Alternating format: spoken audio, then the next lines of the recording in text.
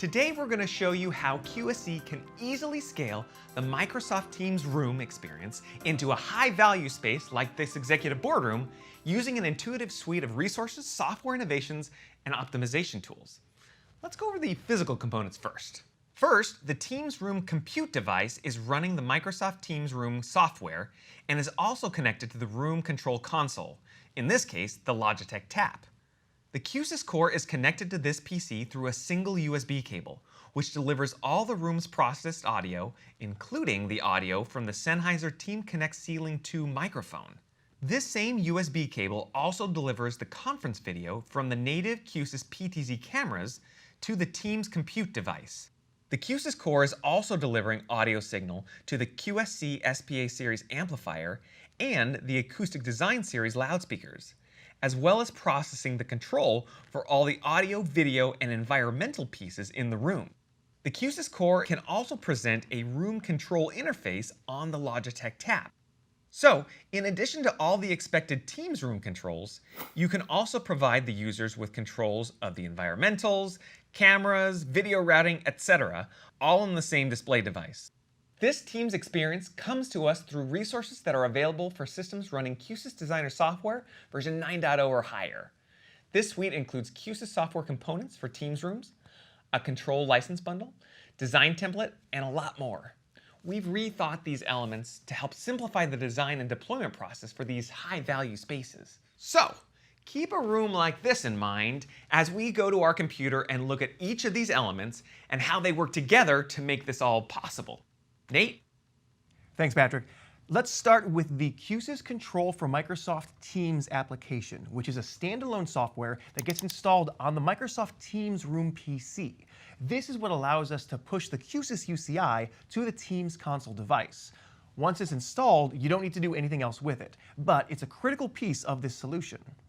Next is the Q-SYS feature license for Teams Room. We've bundled both our scripting engine feature license and the UCI deployment feature license into a single SKU to make it easier for people to deploy them together. A Q-SYS core needs both of these licenses active to run the Teams Room components, so we just package them together. In fact, if your core already has a scripting engine feature license and a UCI deployment feature license, you don't need this Q-SYS for Teams feature license at all. The only thing worth noting is that this solution also needs a software-based Dante feature license installed. And the only reason that's not bundled in the Q-SYS for Teams license is because nearly every new core already includes an 8x8 software-based Dante license. But if you're installing this on an older core, you'll need to upgrade it with a software-based Dante license if it doesn't have one already. Next is the Microsoft Teams sample design file. You may have used one of our conference sample design files in the past, but this sample design file for Microsoft Teams is a little different. Its step-by-step presentation is user-friendly, and more importantly, its audio signal flow and processing settings meet Microsoft Teams Room certification. We highly recommend using this design file, but if you choose not to, you should ensure that its signal integrity and gain structure is maintained. Otherwise, your design may not meet those performance expectations. In fact, most of these components carry an exclamation mark that warns you about making any changes. On the other hand, items marked with this less intimidating icon may be edited based on your room's needs, such as adding more cameras or video bridge outputs. There are 7 easy steps to complete. Start off by listing whatever clever name your company has given this meeting space, followed by selecting which loudspeaker type and models you're using in the room, which automatically applies QSC loudspeaker voicing. Next, input the IP address of your Sennheiser TCC2 microphone, which you can get from the Sennheiser Control Cockpit application that you use to install that microphone panel. Don't forget to select the name of the TCC2 device here and the name of its Dante audio out channel, as defined by your setup of that device in the Cockpit application.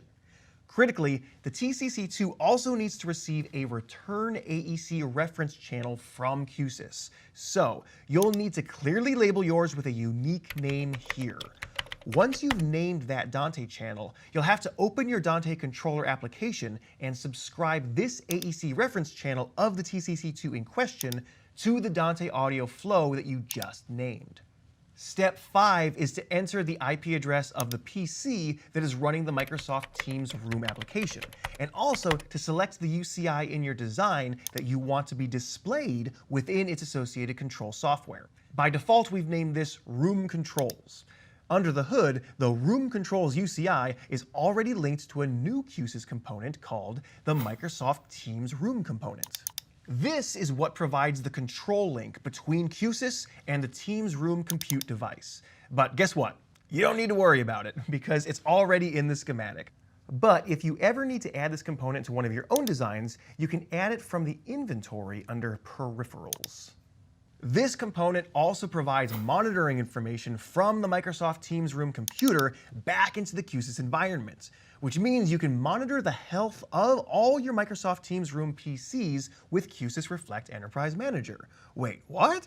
Did somebody mention you can get a free trial available at www.qsc.com/enterprise manager? Oh, that was me. Nailed it. All right, back to our sample design walkthrough. Step 6 introduces us to something called webhooks. This is an optional step that allows a system administrator to receive notifications if the approved Q-SYS design is altered or falls out of spec. Simply create a new webhook in Teams and copy this webhook code right here to enable these notifications. The final step in this setup process is the Room Optimization UCI for Teams Rooms. This is a custom UCI that's built into the sample file that's intended to be opened on a mobile device in the room in question. And Patrick's still over there, so I'll let him tell you about it. Thanks. So, now that the room is up and running thanks to what Nate's done on his design, all that's left is to finesse it. As long as your system is on the same Wi-Fi network as your smartphone, you can access the special optimization UCI in this design from the palm of your hand, which will guide you through some simple steps to optimize the audio flow for your specific space. You'll go through this friendly step-by-step guide by actually getting on a Teams call with someone else, which allows someone on the far end to help you verify and fine-tune elements of the call quality. Once you're done, select the Finish button, and these optimized settings will be saved in your design. In fact, now that Patrick's done, my system status indicates that it's running with commissioned settings. And once again, this update will appear in my Microsoft Teams channel via the webhook. Finally, let's look at the UCI deployment within the Microsoft Teams Room console. Let's look at our Logitech Tap, which is displaying that Microsoft Teams Room application. We can tap the Options icon and then the Room Controls label to gain access to our UCI. It looks like it's a native interface to Microsoft Teams Room, and that is by design. But make no mistake, you are interacting with a Q-SYS UCI just the same way you might on a Q-SYS touchscreen. In fact, the version that I see inside Q-SYS looks noticeably more boring. But that's because we're applying a Microsoft theme that we've provided within this sample design file. It tells the display to reinterpret each object according to particular colors, fonts, and sizes that we've worked out to make each control look like it's native to the Microsoft Teams environment. So if you need to adjust this UCI, add or remove some controls, etc., you can specify which CSS class styles to apply to each control to keep that visual appearance seamless for the end user. Thanks for watching, and we'll see you next time.